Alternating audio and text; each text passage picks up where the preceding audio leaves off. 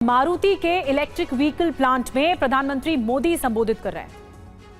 मारुति एक नए पंख फैलाएगा, नए उमंग और उत्साह के साथ आगे बढ़ेगा, ऐसा मेरा पूरा विश्वास है। फ्रेंड्स, भारत की सक्सेस स्टोरी के बीज करीब करीब 13 साल पहले बोए गए थे। 2012 में जब मैं यहां का मुख्यमंत्री था, तब हमने मारुति सुजुकी को हंसलपुर में जमीन अलॉट की थी। विजन उस समय भी आत्मनिर्भर भारत का था, मेक इन इंडिया का था।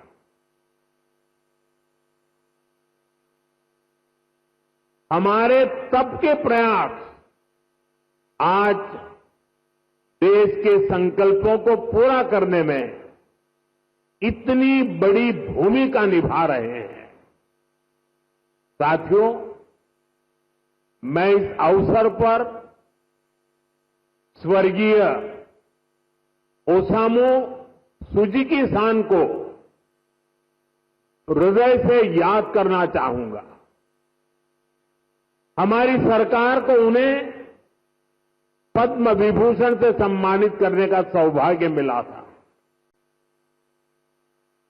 मुझे खुशी है, उन्होंने मारुति सुजुकी इंडिया का जो विजन देखा था, वो आज हम इसके इतने बड़े विस्तार के गवाह बन रहे हैं।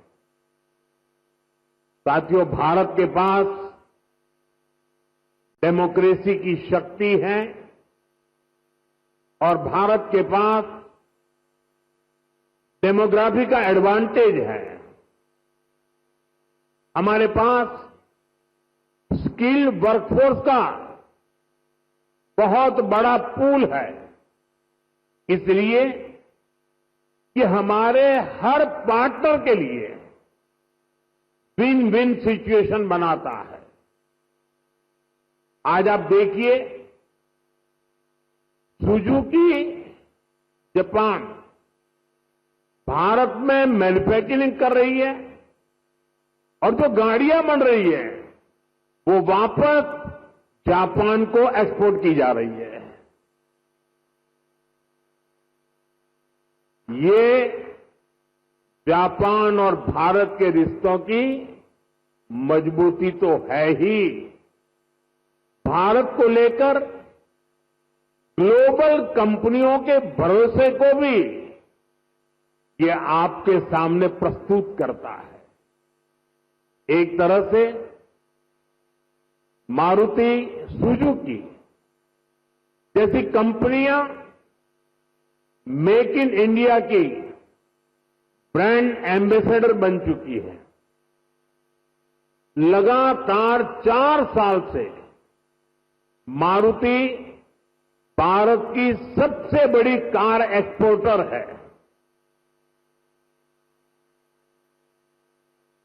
अब आज से ईवी एक्सपोर्ट को भी उसी स्केल पर ले जाने की शुरुआत हो रही है। अब दुनिया के दर्जनों देशों में जो ईवी चलेगी उसमें लिखा होगा मेड इन इंडिया।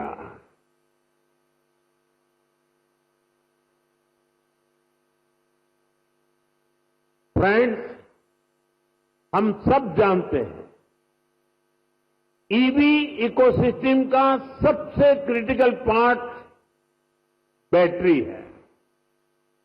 कुछ साल पहले तक भारत में बैटरी पूरी तरह इंपोर्ट होती थी। ईवी मैन्युफैक्चरिंग को मजबूती देने के लिए ये जरूरी था भारत बैटरीज का भी निर्माण करे।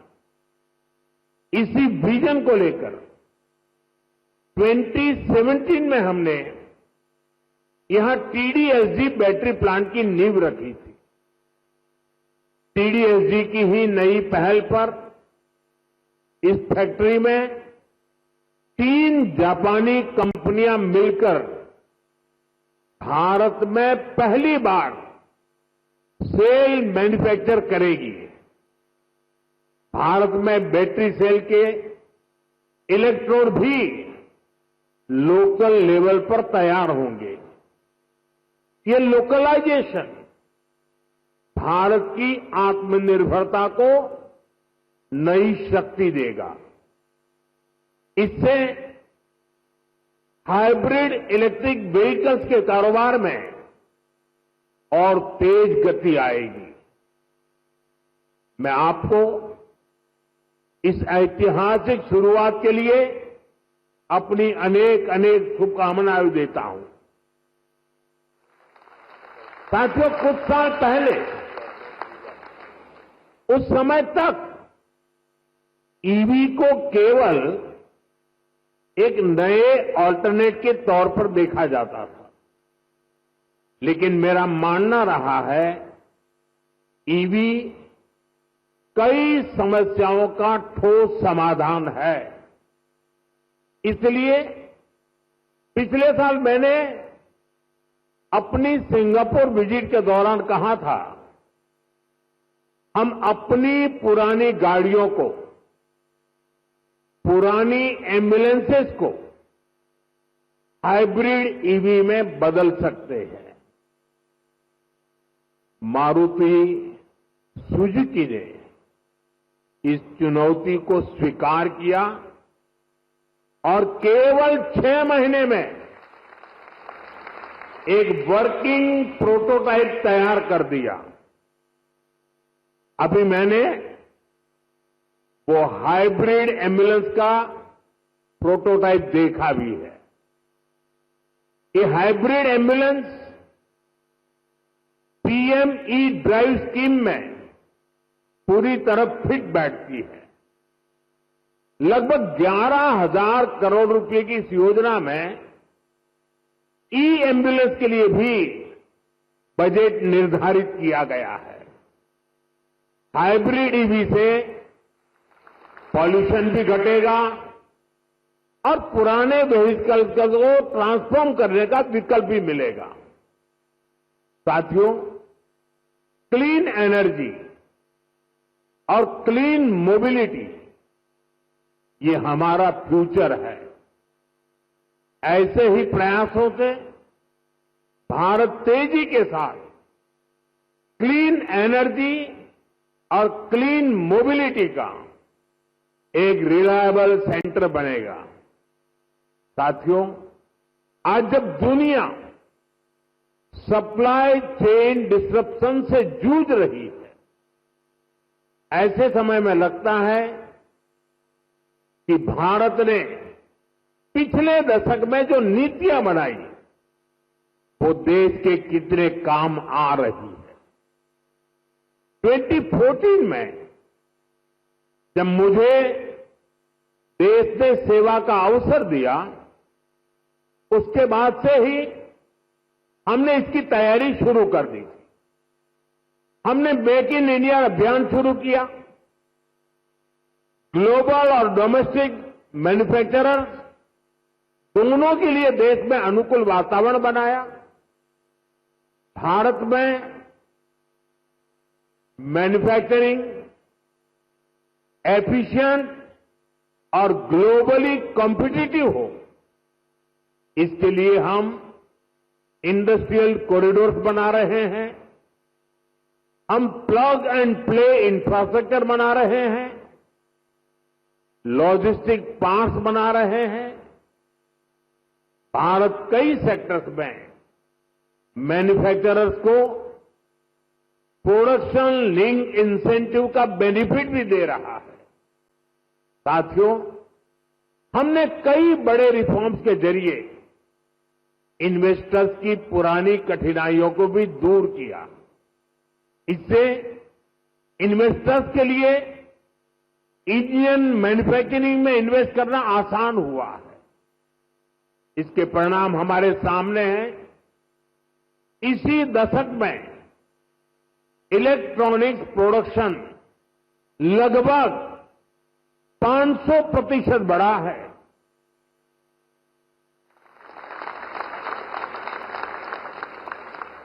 मोबाइल फोन प्रोडक्शन 2014 की तुलना में 2700% तक बढ़ गया है। डिफेंस प्रोडक्शन में भी पिछले दशक में 200% से भी ज्यादा की वृद्धि हुई है। ये सक्सेस आज भारत के सभी राज्यों को, हर एक राज्य को भी मोटिवेट कर रही है।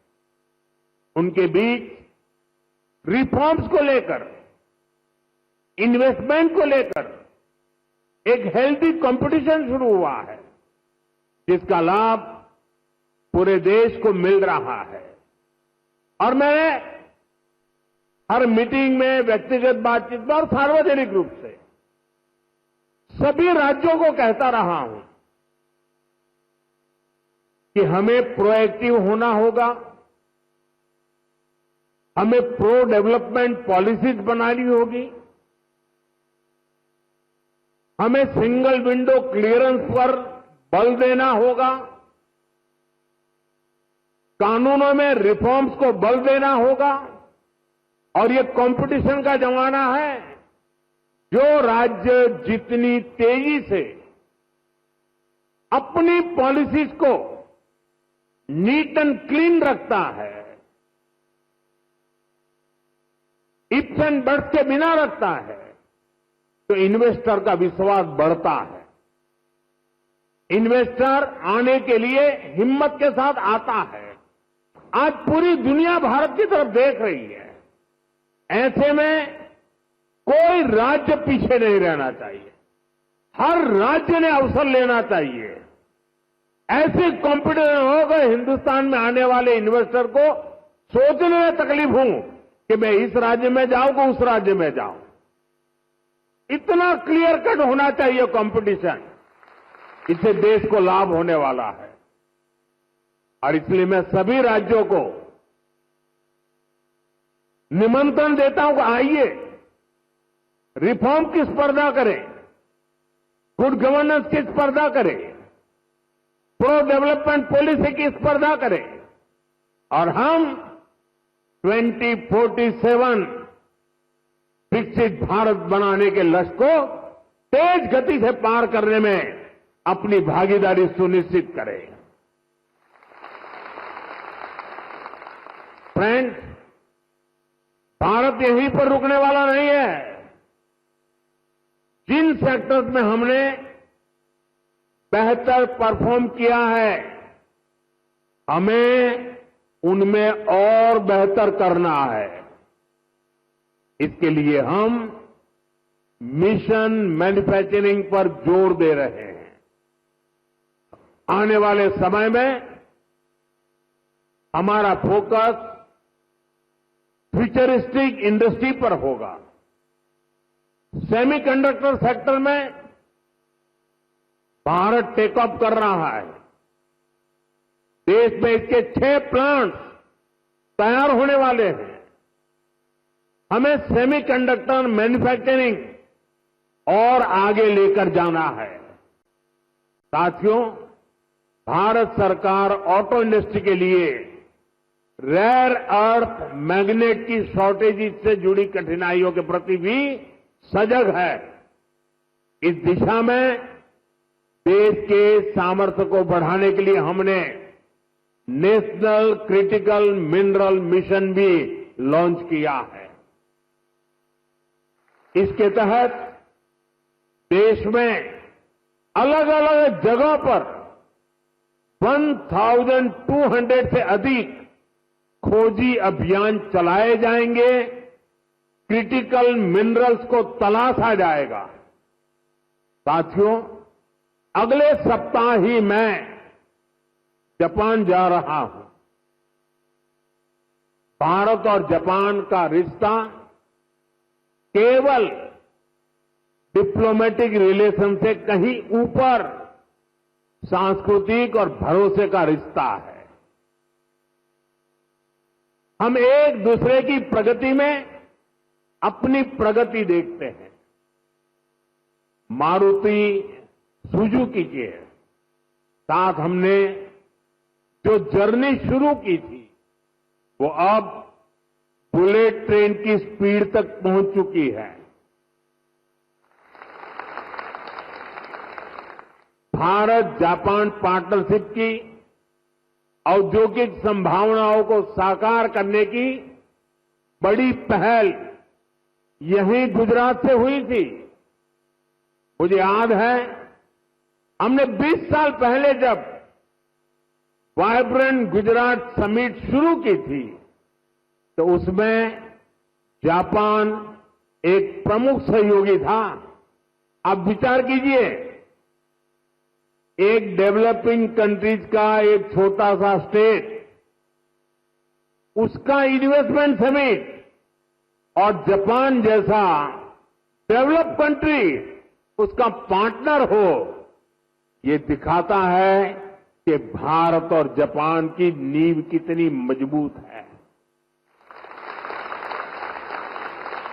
और मैं आज जब ये वाइब्रेंट गुजरात की यात्रा की याद कर रहा हूं तब मेरे मित्र यहां बैठे हैं, वो पहले भारत में एम्बेसडर हुआ करते थे 2003 में। आज वो भी यहां मौजूद है।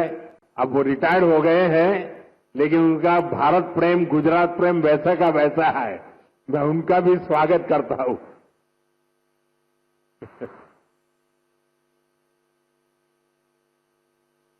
गुजरात के लोगों ने भी जापान के लोगों का उतना ही आत्मीयता से ख्याल रखा। हमने इंडस्ट्री से जुड़े रूल्स एंड रेगुलेशंस जापानी भाषा में प्रिंट करवा कर दिए। जब मैं गुजरात में था, हर छोटी चीज पर मैं ध्यान रखता था। इवन मेरा जो विजिटिंग कार्ड होता था ना, वो भी मैं जापानी में बनाता था।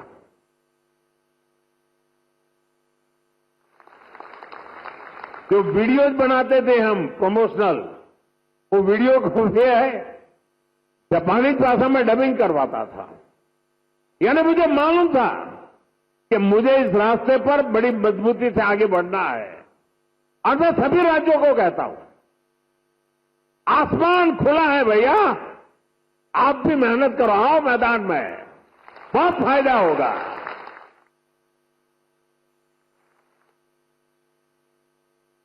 मुझे याद है शुरू में जब जापान के हमारे साथी आते थे तो मैं नया उनकी निकटता मेरी बढ़ती चली जा रही थी, तो उनकी हर चीज को मैं समझ पाता था। मैंने देखा है कि जापानी लोगों का एक नेचर है कि उनको अपना जो कल्चरल इकोसिस्टम है वो उनकी पहली प्राथमिकता होता है। उसमें जापानी फूड चाहिए। कि जैसे गुजरात के लोग हैं ना, उनका भी ऐसा ही है। वे गुजरात में कहीं सैटरडे संडे को कहीं न कहीं रेस्टोरेंट में खाने की आदी है, तो वहां जाएंगे तो मैक्सिकन फूड मांगेंगे, इटालियन फूड मांगेंगे। लेकिन गुजरात के बाहर कहीं जाएंगे तो गुजराती फूड खोजते रहते हैं। मैंने देखा जापान के लोगों का भी ये स्वभाव है, और इसलिए मैंने यहां जापानी क्विजीन की व्यवस्था कराई। मैंने उसकी एक होटल चेन को बुलाया। मुझे पता है, बाद में मुझे बताया गया कि भाई जापान के लोग हैं, गोल्फ के बिना तो नहीं चल सकता। मैंने उसको भी प्राथमिकता दी और अपने जापानी साथियों को ध्यान में रखते हुए हमने, जो गुजरात में गोल्फ का नामो निशान नहीं था, 7-8 नए गोल्फ कोर्स डेवलप किए। देखिए, विकास करना है, इन्वेस्टमेंट लाना है, दुनिया को आकर्षित करना है, तो हर बारीकी पर देखना पड़ता है। और हमारे देश में कई राज्य हैं जो करते हैं। जो राज्य पीछे हैं, मेरा उनसे आग्रह है कि आप भी हर बारीकी को अवसर समझिए और विकास की नई दिशा पकड़िए। इतना ही नहीं साथियों, हमारे स्कूल में, हमारे कॉलेजेस में, हमारी यूनिवर्सिटीज में बहुत बड़ी मात्रा में जापानी भाषा सिखाने को प्राथमिकता दी जा रही है। बहुत सारे जापानी भाषा सिखाने वाले टीचर्स आज गुजरात में भी है। कई स्कूलों में जापानी भाषा सिखाई जा रही है। साथियों, हमारे इन प्रयासों से भारत जापान के बीच पीपल टू पीपल कनेक्ट बहुत बढ़ रहा है। स्किल और ह्यूमन रिसोर्स से जुड़ी एक दूसरे की जरूरतों को भी हम पूरा कर पा रहे हैं। मैं चाहूंगा मारुति सुजुकी जैसी कंपनियां भी इस तरह के प्रयासों का हिस्सा बने और यूथ एक्सचेंज जैसे प्रयासों को बढ़ाएं। साथियों, हमें इसी तरह आने वाले समय में सभी अहम क्षेत्रों में आगे बढ़ना है। मुझे भरोसा है हमारे आज के प्रयास 2047 के विकसित भारत की इमारत को नई बुलंदी तक लेकर जाएंगे और मुझे भरोसा है कि जापान इस लक्ष्य की प्राप्ति में हमारा भरोसामंद पार्टनर बनकर साथ चलता रहेगा। हमारी दोस्ती अटूट रहेगी। और मैं तो कभी कभी कहता था कि जहां तक जापान और भारत का रिश्ता है, ये मेड फॉर ईच अदर वाला रिश्ता है।